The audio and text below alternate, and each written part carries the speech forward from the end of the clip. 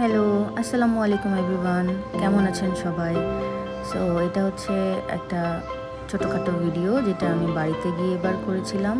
So অনেক গরম পড়ে গেছিলো হুট করে, তো বাড়িতে গিয়ে খুব বোর লাগছিল। আমি এবার আমার হিমি ওয়াশ কালারটা নিয়ে গেছিলাম, ভাবলাম যে কিছু করব। দেখুন কি সুন্দর video, I mean weather. So এই ওয়েদারে আমার বাড়ির ভিতর থেকে, এটা হচ্ছে আমাদের বাড়ির উঠানটা, তো দেখে মনে হচ্ছিলো যে একটা সুন্দর ভিডিও করলে কেমন হয়। অ্যান্ড আই থিঙ্ক এইরকম একটা লাইটে ওয়েদারে পেন্টিং ভিডিও খুব ভালো হয়। সো ওই লোভে পড়েই আমি শুরু করলাম। সো প্রথমে বুঝতে পারছিলাম না যে আমি কী করব, কী করা যায়। সো ওয়েদার দেখে তখন আমার মনে হলো যে কেন না আমি একটু প্রকৃতি রিলেটেড কিছু একটা করি। ফর এক্সাম্পল লতা পাতা, ফুল।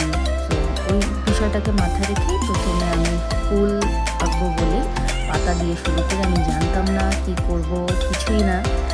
তো শুরুতেই আমি পুরোটাতে একটা ব্ল্যাক কালারের ইয়ে করে নিয়েছি, যেন পুরোটাতে কালো একটা ব্যাকগ্রাউন্ডের মধ্যে। তো আমি কিছু পাতা দিয়ে শুরু করতে পারি। অ্যান্ড অবভিয়াসলি ফ্লাওয়ারগুলো কী করব আমি একেবারেই বুঝতে পারছিলাম না, ওইটা একটু পরে আসছি। সো এখন আমি পাতা দিয়েছি খুব র্যান্ডমলি, এবং একদম গ্রিন, ডার্ক গ্রিন কালারটা দিয়ে ব্ল্যাকের উপরে অলমোস্ট ব্ল্যাকিশ গ্রিন। সো ওইটা দিয়ে আমি আগে পাতাগুলো করে আসছি। অ্যান্ড প্লিজ তোমরা আমার ব্রাশ থেকে হাসবে না।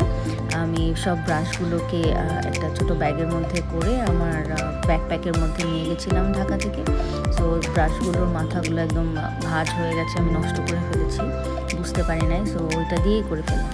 অ্যান্ড দেন যেহেতু বললাম আগে ফ্লাওয়ার কী করবো বুঝতে পারছিলাম না, সো ওই কারণে আগে সাদা দিয়ে কিছু জায়গাগুলোকে পয়েন্ট আউট করে নিচ্ছিলাম যে আমি এই জায়গাগুলোতে একটা সাদার মধ্যে কোনো একটা ফ্লাওয়ার করবো। সো ওই কারণেই র্যান্ডমলি করে নিচ্ছিলাম। সাদা করার পরে আমার মনে হচ্ছিল যেটাকে যদি আমি একটু মানে গোলাপের একটা আকৃতি দিতে পারি, তো ডিটেল গোলাপ আঁকাটা তো অনেক বেশি হয় না, যে আমার জন্য টাফ হয়ে যাচ্ছিলো। আর রোদ দেখে তোমরা বুঝতে পারছো, ওখানে আমি বসে পেন্টিং করতে গিয়ে প্রায় 2-3 সেট কালো হয়ে গেছিলো, এত রোদ। বাট আমার তাতে কোনো অসুবিধা নেই, আমি রোদের মধ্যে বসে এত সুন্দর ভিডিওর জন্য সব কিছু করতে পারবো। Just kidding. সো তারপরে আমি গোলাপের পাশে গোলাপটাকে হাইলাইট করার জন্য আমি লাইট গ্রিন কালার অ্যান্ড তারপরে একদম ইয়েলো গ্রিন যেটা, সেটা ইউজ করছিলাম আরও বেশি হাইলাইট করার জন্য।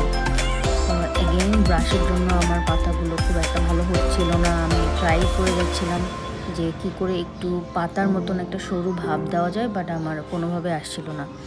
আর তারপরে হচ্ছে এর থেকেও যে থিনার ব্রাশটা ছিল ওটাও আমি ইউজ করতে পারছিলাম না, কারণ থিনার ব্রাশটার অবস্থা আরও বেশি খারাপ হয়ে গেছিলো।